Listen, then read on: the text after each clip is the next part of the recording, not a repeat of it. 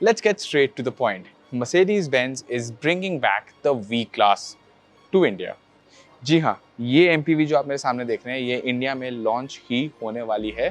तो आज हम इसका थोड़ा सा टाइम स्पेंड करने वाले हैं। We're going to figure out what the V-Class is like, what the features are like, and what levels of comfort and luxury you can expect. Hi, my name is Dhruv Paliwal. You're watching Times Drive.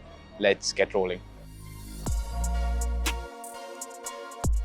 So let me quickly walk you through the design of the V-Class before we step inside and find out what the interior is like. Now at the front, a very typical van-like design. You've got a highly raked bonnet, comes down to this nice Mercedes grille with these Mercedes-Benz stars you can see studded onto the grille. Now Mercedes-Benz has said that this is the first time they've brought a grille to India on one of their cars which is illuminated. ये आप देख रहे हैं, this is the illumination I'm talking about. Basically ये पूरे और 3 ओर से आपको यहाँ पे देखने को मिलती है। कूल इफेक्ट है, but you know what's even cooler? I think the headlights. Now these are multi beam LED headlights. Basically मैं आपको समझा देता हूँ। यहाँ पे आपको ये 2 क्लस्टर्स अंदर दिख रहे हैं जो प्रोजेक्टर यूनिट्स हैं basically, and inside both of these combined आपको 84 डिफरेंट एलईडीज मिलेगी जो इंडिविजुअली ऑन एंड ऑफ हो सकती हैं। That's why when you driving at night the computer can see कहाँ पे लाइट डालनी है, कहाँ पे नहीं डालनी है, किस इंडिविजुअल एलईडीज को ऑन रखना है, किन को ऑफ करना है। That's a pretty cool feature. काफी गाड़ियों पे आता है, यहाँ भी देखने को मिल रहा है। With that, let's go to the side and just see what the side is like. So quickly I'll show you. Now with this raked bonnet flows this A-pillar which quickly climbs up well beyond my height, and then the roofline kind of flattens out, and as you can see to the back, it kind of keeps on going back, where it vertically falls down to a squared off boot. Now on the side you've got a huge window area over here. Obviously this section does not open, even this section does not open, and this is the door, and if you want to open it, it can be happen electronically. ऐसे खींचिए इसको, दरवाजा अपने आप खुल जाता है। So let's head inside, find out how things are like over there. अब जब मैं किसी भी गाड़ी का जनरली वॉक अराउंड करता हूँ, पहले मैं डिजाइन, एक्सटीरियर, engine options, इन सब की बात करता हूँ, but this is the V-Class. So let's start with the interior, the place you sit. And honestly, आपको ये business class like seats मिलती हैं second row में, very comfortable for a person of my frame. बड़े लोग भी इसमें आसानी से फिट आने वाले हैं। पैरों के रखने के लिए एक अलग से एक फुटस्टूल स्टाइल का एलिमेंट दिया गया है, जहाँ पे मेरे पैर काफ़ी आराम से, काफ़ी कंफर्ट में प्लेस्ड हैं। अब let me just take a look at the features on offer on this seat for me. पहली बात तो यहाँ पे मेरे को एक वायरलेस चार्जिंग पैड मिलता है with Mercedes-Benz engraving right here. Feels pretty special.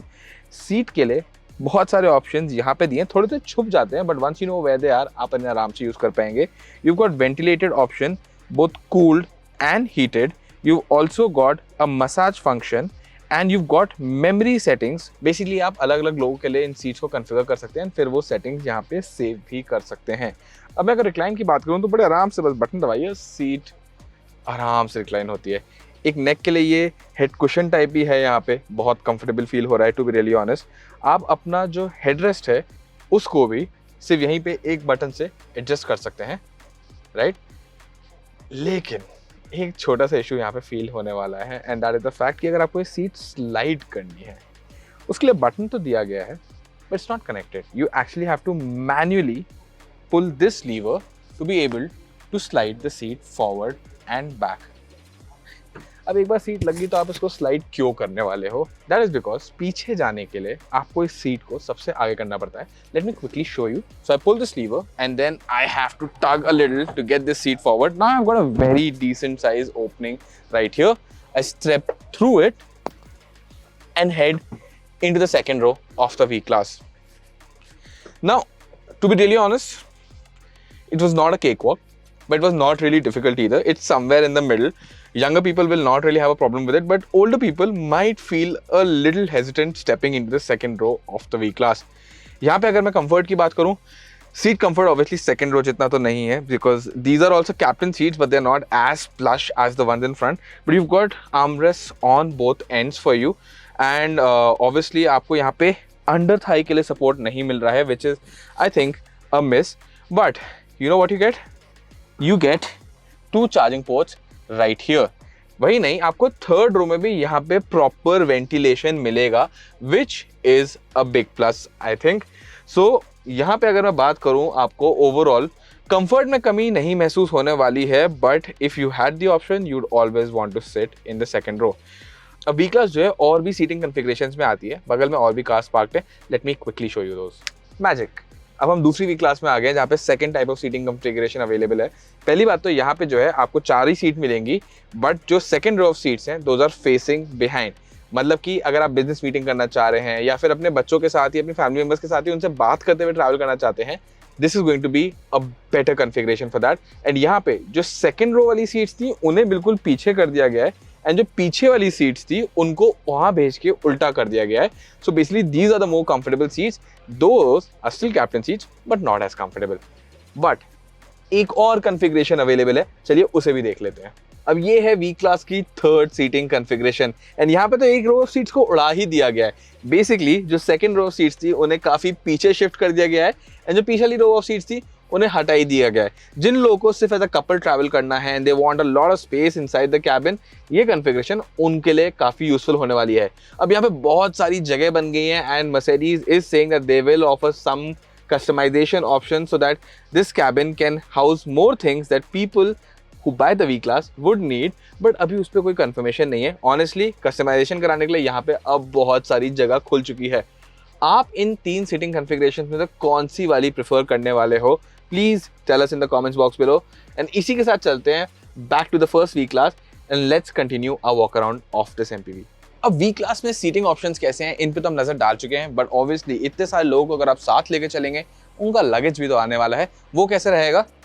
Simply button दबाइए, the huge boot will open, and यहाँ पे करीब 500 लीटर स्पेस है। ठीक ठाक लगेज आ जाएगा। इन रोज को आप आगे पुश करके थोड़ी सी और लगेज यहाँ पे स्पेस जनरेट कर सकते हैं। फन फैक्ट, अगर आप सारी सीट्स निकाल देंगे तो करीब 5000 लीटर कार्गो स्पेस लिबरेट हो जाएगी। क्या करेंगे उसका ये तो नहीं पता, बट हाँ कर ही जा सकती है। एक और ऑप्शन बूट एक्सेस करने के लिए, opening the whole boot is not the only thing you can do. अब मानिए इतना बड़ा बूट है, पीछे दीवार है, आप इसे खोल नहीं पा रहे हैं, is an easy way to access the boot, and that is from here. Simply press this button, pull it up, and the glass panel opens up, and now you can simply reach in here, take out anything you like, put anything you want, and close this. So I think accessibility wise the boot is really well positioned. So finally अब हम आ गए we class की driver seat में। Obviously this is not the most important seat in this car, but कभी कभार हो सकता है कि आप वी क्लास खरीदें और चलाने का भी मन कर जाए। तो यहाँ पे मैं बात कहूंगा कि the position that you sit in is a very typical one like. It's not very high, but it's slightly higher than what you will be used to say in a sedan or even an SUV in which you drive with the seat to a lower setting. So that is there. You've got your own individual armrest over here. एक nice round steering wheel मिलता है जो kind of आपसे नीचे है, अच्छी grip बनती है। रेगुलर स्क्रीन देखने को मिलती हैं जो आपको मर्सिडीज बेंज की कार्स में मिलती हैं। यहाँ पे बहुत सारा स्विच गियर है जो क्लाइमेट कंट्रोल जिससे ऑपरेट होता है। Obviously you've got buttons that can open the rear doors over here. एक पूरा पैड है जिससे आप स्क्रीन को कंट्रोल कर सकते हैं। You've got shortcut buttons over here.